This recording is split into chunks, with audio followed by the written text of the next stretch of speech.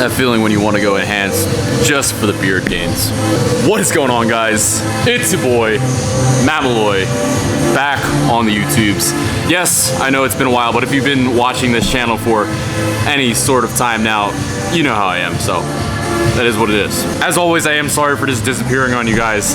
I've said it before, I'm more confident this time. Should be on a more regular content release schedule. This time. So if you guys didn't know, I am the fitness editor for our page, zatstrength.net. I release all of our articles, all the content there. And the one content article that I just released was basically titled How to Decrease Your Overall Gym Injuries Using Programming. And that's kind of what I wanted to elaborate on today. So I'm gonna take you guys through my training, explain where I'm at with everything, because I know you might have questions on Ironman, strength training and endurance stuff. So we'll do that. I'll bring you guys up to speed, and then hopefully the videos will just be regular after this. Let's do it.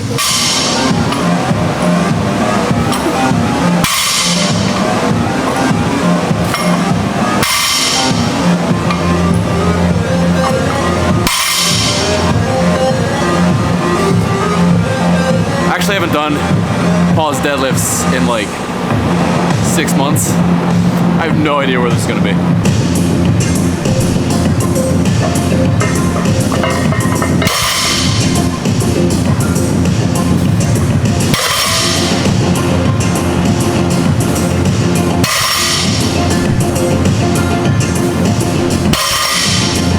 Now, first thing first, I will kind of admit that the video title for this is like a touch facetious.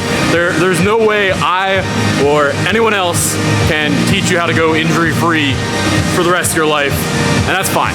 I find people to be like a little too obsessed with the topic of injury, or they're just worrying about it constantly. Like every single session they're coming into the gym, like, I need to make sure I don't get injured.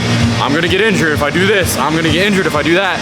And it's something I hope you guys don't have to worry about. Training to any serious degree just basically implies injury risk. Even if you're doing everything right, even if you do everything I say in this video, there's still going to be injury risk associated with that, especially when you're thinking about competing for athletics or competitions, anything like that. There's just injury risk involved with it. That's okay. It means we don't have to worry about it. It's out of our control for a large degree of it. I think if you do what I'm gonna tell you about in this video, you're mitigating your risk to the highest extent possible, and anything other than that, you don't need to be worrying about. Now this is of course gonna be personal preference, but I think if you want a true pause deadlift, you should probably be pausing a little bit lower than you might be. I think for a lot of people, they like to pause up towards your knee, and the reason I don't like that so much is like, you're basically already fucking done the rep. So it's fine. However, I like to pause like literally that inch once I break the ground, because that's just the toughest portion of that deadlift. That singular inch once you're off the ground, hold the pause there, and then drive up, and I think you'll get a lot more out of your pause deadlifts, and be happy with the progress that you're getting from your pause deadlifts.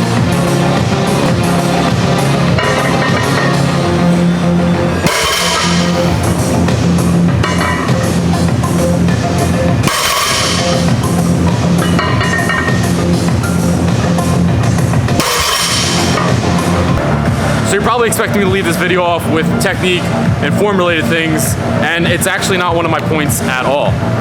I think far too many people look at injury and injury risk solely from this standpoint of technique. If your technique is correct, you will have no injury risk. If your technique is incorrect, then you will be at a high injury risk. And here's the fun fact. To date, we actually have no research indicating that any one movement pattern is more injurious than another. So even when you take a flat back deadlift versus a round back deadlift, both of those movement patterns have the inherent same injury risk, which I think is weird for a lot of people to hear the first time. So those movements in and of themselves aren't gonna hurt you using a flat back versus using a round back. And if you think about just bending over for a pencil, right? Same thing. If you bend over with flat back to pick up pencil, if you bend over with a round back to pick up pencil, you're not looking at that like, oh shit, I'm gonna get hurt, or I'm gonna be more safe using either or.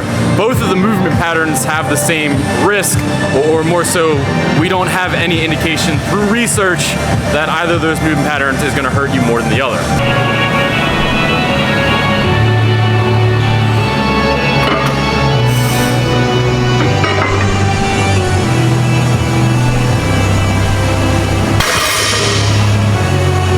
reason a round back deadlift can be seen as more dangerous is actually because the lifter is so used to using a flat back position, now they're changing into a position that they don't train with a load that they're not ready for. So a round back deadlift, yes, could be more dangerous if you traditionally lift flat back, but if I trained you from the bottom up to be a round back deadlifter, using a flat back would actually have more injury risk to you, which I think is interesting.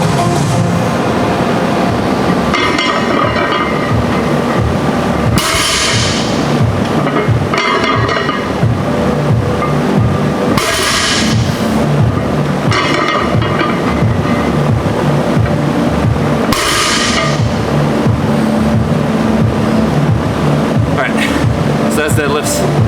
We got bench next.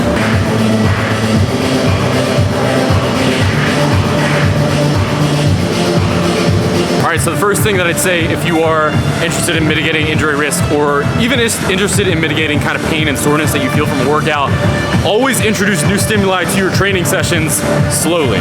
So whether you're adding a new movement pattern, a new rep scheme, like you're changing from doing 5s to doing like 12s or something like that, or even if you're adding like a slight variation, so you're used to normal squats and now you're doing some sort of tempo squat, pause squat, add these things in slowly and ramp them up slowly to give them time for your body to adapt to them. Our body is really, really adaptable and really good at adapting to new stimuli, but it has to be given the time to be able to adapt to them over time. And what I think a lot of lifters do is they'll come in with their new movement patterns. So say, I haven't done SSB squats, and now I'm coming in to do SSB squats. I'm hyped up for this. I'm gonna full send an RPE 10, and now the next day I'm waking up with, quad pain, low back pain, all this kind of stuff. And it's not because, it was a dangerous movement. My body is just not used to it yet, and I full sent it. So now I'm super, super sore the next day. That soreness could translate to me not being able to train well for the rest of the week, which impacts my program as a whole. You kind of see where this goes. So just fight that urge to add new stimuli quickly or to full send a movement right out of the starting gate. I know you want to, but it's gonna be beneficial for your training to just slowly ramp things up. You won't really feel that initial soreness that you usually do with a new movement, and it's gonna be good for you in the long term. So something that's always good to know, I'm benching by myself right now, so I don't have the clips on so I can dump this weight if need be.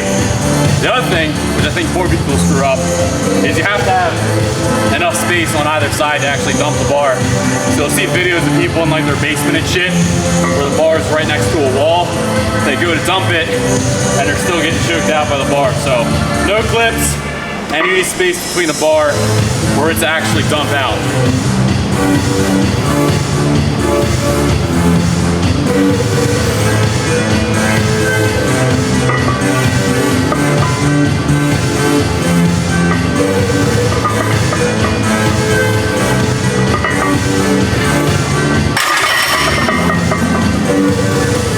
My second tip for you guys is going to be load management. I'm going to focus on something that's easy to do within the spectrum of load management. But load management refers to all of the stress that is placed on a lifter, be it psychological, physiological, or mechanically. Now, out of this full spectrum of load management, the thing I really like to focus in with my programming is literally the load on the bar. So like I said, this is my end day of my strength week. My first 2 sessions, so to be a comp squat, comp deadlift, comp press, and comp bench press. All those I will gear up as much as I want to. So belt, double belt, wrist wraps, sleeves, all that stuff to allow myself to go as heavy as is kind of competitively possible. For all of my second sessions of the week, so it'll be the same thing where it's got a deadlift variation, a press variation, a squat variation, a bench variation. Those secondary days, those variation days, I actually do things which force load off of the bar. The first thing being that I will train beltless. And I'm not training beltless because I want to improve my core or any stupid bullshit like that. I'm training beltless to literally force load off of the bar and in case manage my overall load for the course of a whole program. So I still get the heavy training in the beginning of the week. I still get to train hard in the second half of the week, but my load is being managed in that without my belt, I can't go to like the absolute max of my performance. This is really important for me because I tend to be what you'd call a dumbass in my training. So if I am allowed to wear my belt, if I am allowed to like full send variations all the time, I will kind of overload myself in terms of my load management. So this is something I program all the time for myself, just because I know I like to be at that higher intensity level. So doing all these things allows me to train at that high intensity level without having to worry about my load getting out of hand.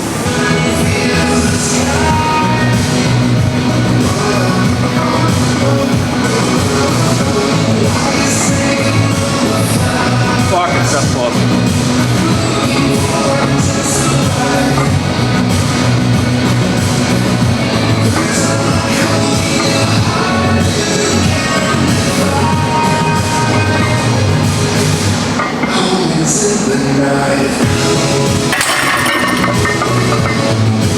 So I already know this is gonna piss off my elbow, so we'll see if I can get through more than one set, but we gotta hit. I'm tired of this. So this will be one of my comps. Probably just gonna hit 3 sets, 8 reps, nothing super heavy. Call it a day.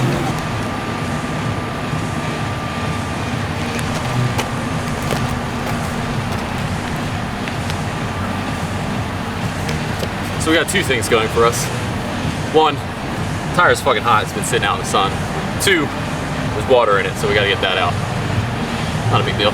And the last thing I want to talk about, I did call these programming tips. This might fall outside of the scope of programming, but I think it should be right there along with your programming, and I wish to see more coaching kind of envelop this in like a total holistic approach to training as a whole, and that's getting your fucking stress and your sleep within a well-managed routine. Us lifters can kind of be weird with this. We'll have a training program that's dialed in as much as it can be. We'll have our nutrition dialed in as much as it can be. We'll have all these things on point for our training to go well.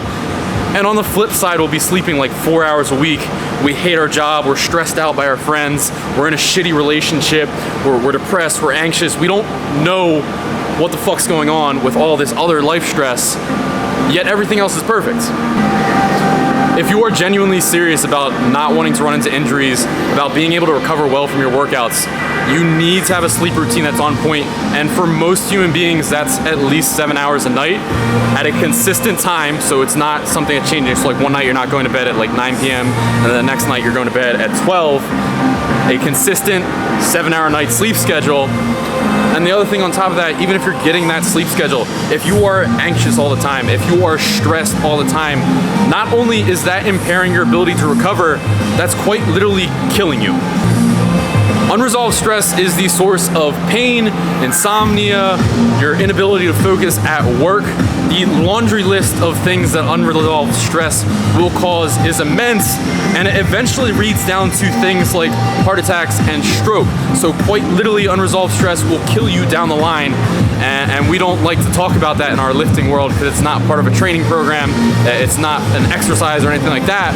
But if that's out of hand in your life, your recovery is going to be ass, and there's nothing you can do about it until this gets resolved. So no, it's not a programming tip per se, but it's arguably more important than your programming. So getting that sleep cycle on point, and then doing whatever you need to do to get your life stress in check, whether that's, you know, meditation, music, hiking, hanging out with your friends, enjoying whatever hobbies you like to enjoy. It's different for everybody, but you need those things in place for you to be able to manage that stress. So you can't just have these overwhelmed feelings and then no way to deal with it, no outlet for those feelings. Lifting is your good start there. So the fact that you are lifting, you'd have one major outlet there, but you need more than that, and you need something that's not lifting to kind of act as your stress management. Get that stuff in check, and your recovery is going to shoot up. All right, so I'll wrap it up for this video. I'm tired.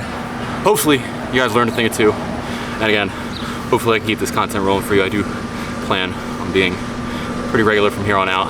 Granted, I said that before, hasn't happened. But I think I'll be shooting, again, a swimming video tomorrow, which should be pretty cool. I'll be in open water for that one, doing the full Ironman distance. And then either bike or run the following day. And I'll just keep you guys up to speed on Ironman, strength training, how you can combine the two. Hope to see y'all in future videos. Happy to be back. Catch y'all next time.